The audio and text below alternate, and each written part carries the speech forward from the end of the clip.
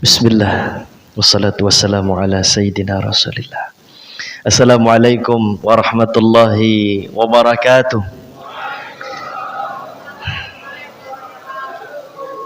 Alhamdulillah,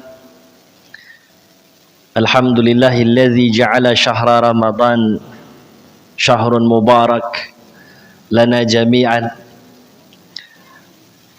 Falhamdulillahilladzi ja'alana min ummati sayyidina Rasulillah sallallahu alaihi wasallam. Fanaqul alhamdulillah thumma alhamdulillah alladzi bi ni'matihi tatimmus salihat. Asyhadu an la ilaha illallah wa asyhadu anna sayyidana Muhammadan abduhu wa rasuluhu la nabiyya ba'dah.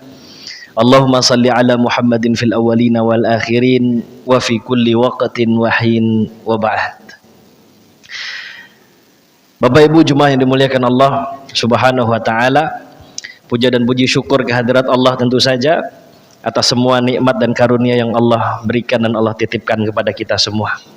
Nikmat Ramadan salah satunya, mudah-mudahan bisa kita selesaikan dengan optimal insyaallah.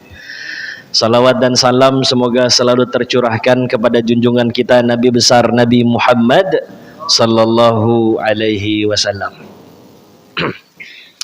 Bapak Ibu jemaah yang dimuliakan Allah, udah Ramadan keberapa nih? Kalau Ramadan masuk 4 Ramadan ya. Tadi 3 kali sudah kita puasa ya. Malam ini masuk malam ke-4. Sisa berapa? Ustadz baru awal dan nanyain sisa. Kan biasanya kita begitu ya. Bapak kalau lagi baca Al-Quran nih target 1 juz, kira-kira baru buka berapa lembar udah ngeliat belum belakangnya sisa berapa nih gitu.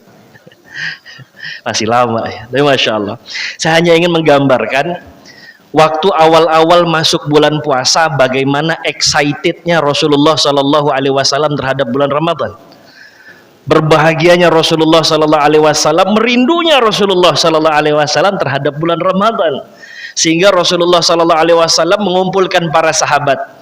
Terus Rasulullah Sallallahu Alaihi Wasallam berkata kepada para sahabat, wahai sahabat-sahabatku, kata Rasulullah, ja'akum syahrul Ramadan, syahrun mubarak. Nih dia nih, datang kepada kita bulan Ramadan, bulan yang Allah berikan kebaikan yang luar biasa di dalamnya, bulan yang penuh dengan keberkahan. Begitu kata Rasulullah. Tuftahu fihi abwabul jannah, lihat Allah buka pintu surga. Wa tughlaqu fihi abwabul jahim, Allah tutup pintu neraka. Maksudnya Allah kasih banyak kesempatan kita untuk melakukan amal saleh, serta Allah tutup tuh celah-celah untuk kita melakukan amal keburukan. Wa tughallu fihi syayatin, syaitan pun dibelenggu kata Rasulullah.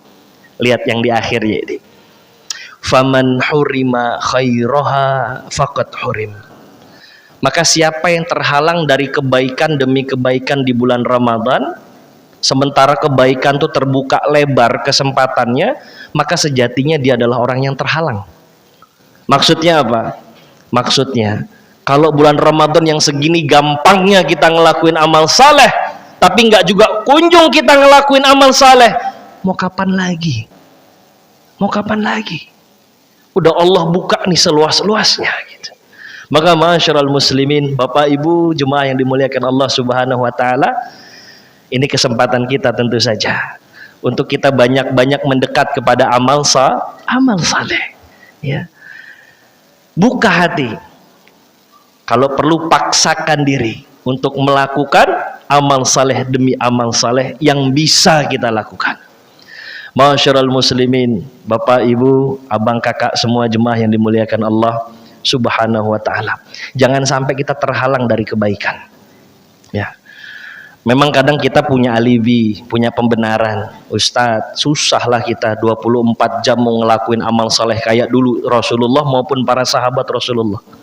Sekarang kita ini ada kerjaan, masuknya standar saat jam 8, pulang jam 4, sampai rumah jam 5, kadang-kadang sampai rumah udah capek. Tapi jangan lupa kita berada di bulan yang penuh dengan kemuliaan. Mala yudraku kulluhu wa la yutraku kulluh. Jangan gara-gara kita ngerasa nggak bisa maksimal terus kita tinggalin tuh amal saleh. Jangan. Sayang betul, sayang betul. Dalam Al-Quran diceritakan orang-orang yang sudah wafat itu pengen kembali ke dunia. Kalau kita lihat karakteristik dalam Al-Quran, yang minta dikembalikan ke dunia itu adalah orang-orang yang disiksa. Mulai dari sakaratnya dia, di alam barzakhnya dia, sampai nanti di padang mahsyar, minta dikembalikan. Kalau banyak keburukannya. Tapi jangan salah, yang dapat nikmat pun di dalam barzakh itu, kalaulah dikasih kesempatan untuk bisa kembali lagi ke dunia, niscaya mereka akan minta untuk dikembalikan walau daqiqah, walau cuma sebentar saja, untuk bisa berada di tengah-tengah bulan Ramadan. Karena saking utamanya bulan Ramadan itu. Rasulullah Sallallahu Alaihi Wasallam bersabda, ya baghiyal khairi aqbil, orang-orang yang dapat kesempatan untuk membuka pintu kebaikan seluas-luasnya, buruan jemput, aqbil, jemput, eksekusi. Wa ya baghiyasyar, wahai orang-orang yang masih ada khatarat, lintasan-lintasan hati untuk berbuat maksiat, aksir, tutup tuh pintu maksiat. Itu perintah, itu anjuran dari Rasulullah Sallallahu Alaihi Wasallam. Maka jangan sampai kita tinggalin amal saleh sesibuk apapun kita. Cerdaslah dalam beramal. Nah ini, kita mungkin nggak bisa tadi ya seperti apa yang Al-Fakir sampaikan, kayak sahabat-sahabat Rasulullah Sallallahu Alaihi Wasallam. Sahabat Umar contohnya, itu beliau milih 2 imam, satu Imam Tamim Ad-Dari, satu lagi Ubay bin Ka'ab radhiyallahu anhumah. Diperintahkan untuk jadi imam tarawih, karena Rasulullah cuma sholat tarawih berjamaah 3 kali kan. Setelah itu Rasulullah nggak melanjutkan sholat berjamaah. Khawatir banyak tuh yang ngikutin Rasulullah sholat tarawih. Rasulullah khawatir jangan-jangan nanti jadi sesuatu yang wajib nih. Maka Rasulullah nggak sholat jemaah lagi. Itu hilang terus sampai Rasulullah wafat, digantikan Abu Bakar, baru dilanjutkan oleh Sayyidina Umar bin Khattab radhiyallahu taala anhu arta. Di zaman Sayyidina Umar lah dikembalikan lagi salat berjamaah. Dipilih tuh 2 imam. Diriwayatkan itu kalau Imam Tamim Ad-Dari atau Imam Ubay bin Ka'ab radhiyallahu anhu jadi imam, Allahu Akbar mulai ba'da isya, selesai sebelum mereka sahur. Oh, kira-kira kalau ada yang kayak gitu mau ikut nggak Pak? Oh, bapak-bapak ditandain, wah situ tuh sampai sahur ya. Bahkan disebutkan dalam riwayat, kami itu sholat sebagian memakai tongkat untuk menopang lelahnya kaki kami itu.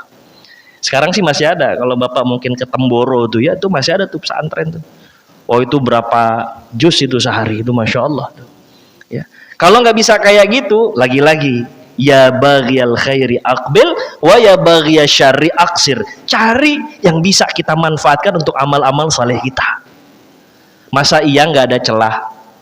Apa amal saleh apalagi banyak amal saleh yang dilakukan sederhana tapi pahalanya luar biasa. Sebut saja sholat sunnah fajar. Makanya habis sahur laka siap-siap datang ke masjid sholat sunnah fajar. Yang ibu-ibu juga begitu, bisa di rumahnya masing-masing sholat fajar. Itu yang kata Rasulullah, pahalanya lebih utama dari dunia dan seisinya. Apa nggak nikmat itu? Sayang aja nggak bisa dicairin sama kita di dunia. Itu lebih besar daripada dunia dan seisinya. Tapi nanti insya Allah di akhirat Allah tampakkan itu kepada kita semua. Ya. Nah itu bisa ditarget tuh Bapak Ibu. Jadi jangan ragu untuk kita nih yang gampang lupa, ngelis amal saleh yang bisa kita sisipkan. Ya. Terus misalkan kalau lagi perjalanan kita dari rumah ke kantor, atau yang mau nganter anak-anaknya sekolah, kalau sekolah gitu ya, tasbih misalnya, itu amalan-amalan sederhana, ringan itu Pak. Rasulullah Sallallahu Alaihi Wasallam yang menyampaikan, kalimatani khafifatani alal lisan, saqilatani fil mizan, habibatani ilar rahman.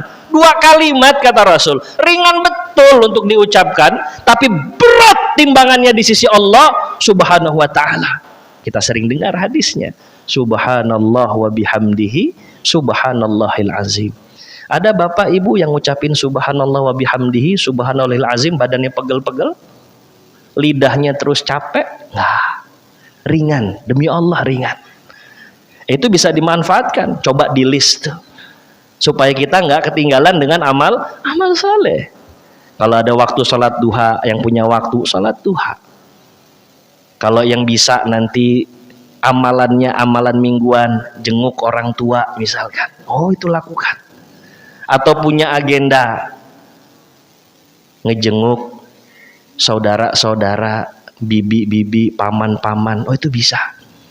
Itu semua berpahala dan pahalanya luar biasa. Jangan salah ya, bibi itu adiknya ibu, kakaknya ibu, setelah ibu kita wafat bimanzilatil itu tingkatnya sama kayak ibu kita. Bahkan Rasulullah SAW nganjurin kita untuk menyambung silaturahim yang dulu biasa bersahabat sama ayah kita, ibu kita yang sudah nggak ada. Itu diminta tuh. Manfaatkan itu.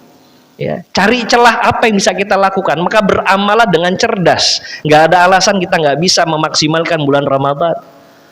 Satu hari baca Al-Quran, nggak usah satu hari satu juz, mungkin berat, mungkin yang belum terbiasa ya. Tapi cobalah satu hari 10 menit saja. Cari waktunya kapan nih? Apakah ba'da subuh misalkan? Yang jelas dimanfaatkan. Dan ketahuilah amalan-amalan di bulan Ramadan itulah haula wala quwata illa billah. Rasulullah sebutkan, setiap amalan anak Adam, anak keturunan Adam untuk mereka. Illa siyam, kecuali puasa. Rasulullah yang ngomong, kecuali puasa. Fa innahu li, Allah yang mengatakan puasa ini untuk aku, kata Allah, wa ana ajzi bih, biar saya nanti yang membalasnya. Ada amalan-amalan tuh yang nggak disebutkan berapa bilangan pahalanya.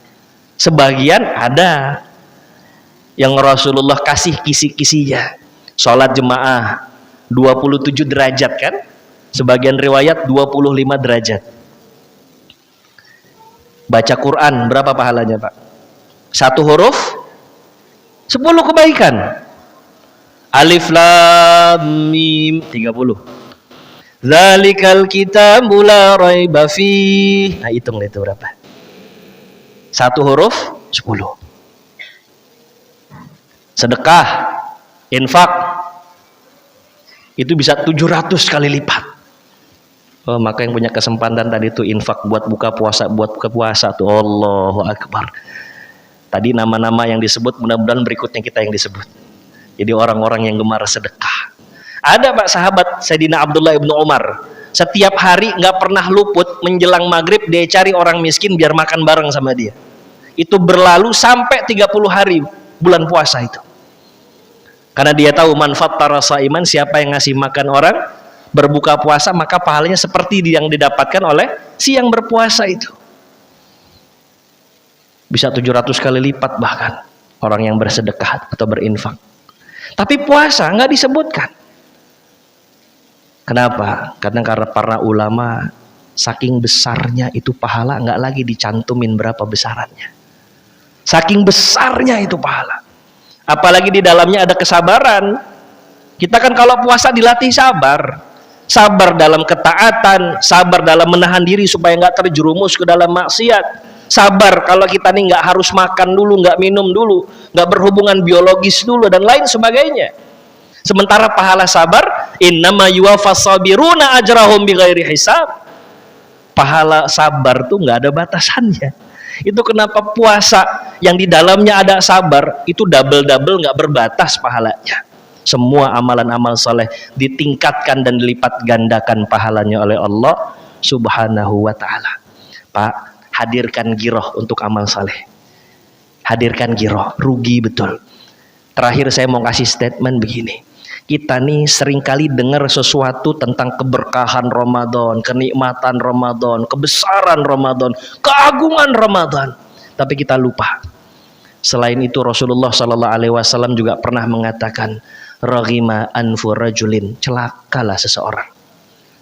Ketika Ramadan datang kepada dirinya, terus selesai 30 hari, ternyata dia tidak mendapatkan ampunan dari Allah, nggak mendapat pahala dari Allah. Celaka kata Rasul. Rasul yang ngomong Pak, celaka. Celaka kata Rasul. Ya Allah. Maka sekali lagi usikum wa iya ya nafsi bitaqwallah. Hadirkan semangat untuk kita banyak melakukan amal saleh di bulan Ramadan ini. Apapun amal salehnya, sekecil apapun amal saleh itu. Mudah-mudahan Allah berkahi kita, Allah jadikan Ramadan ini istiqomah kita dalam melakukan amal saleh, beramalah dengan amalan cerdas. Mudah-mudahan Allah ridho terhadap kita semua. Barakallahu li wa lakum. Terima kasih banyak. Allahu waliyut taufiq. Wallahu khairul musta'an. Wassalamualaikum warahmatullahi wabarakatuh.